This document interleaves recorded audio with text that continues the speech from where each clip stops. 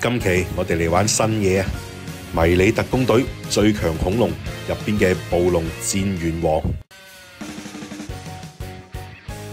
內容物包括機器人嘅主體、一塊聖龍徽章、2支暴龍加農炮同埋一把暴龍劍。暴龍加農炮可以收納喺機器人雙肩後方，而暴龍劍則可以掛喺腰間。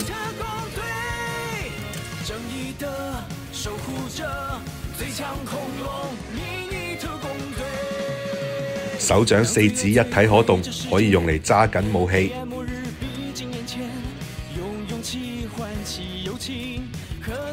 加上本身唔錯嘅可動，可以擺出唔少型仔嘅 pose。值得一提嘅係，手掌中間有一條長方形嘅榫位，可以用嚟固定武器。喺揸上武器之後，可以便於我哋固定造型。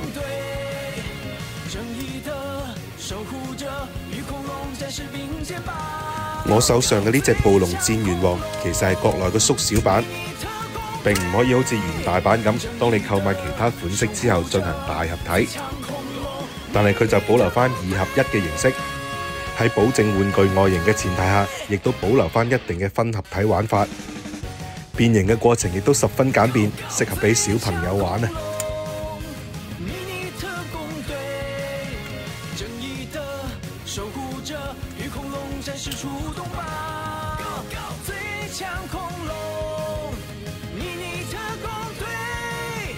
正義的守護者，最強恐龍迷你特工隊。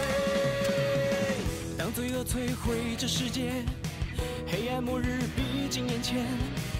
咁今期嘅開箱分享就先到呢度啦，我係時候繼續去將我啲中古玩具入櫃，佈置好自己嘅工作室啦。下期再見。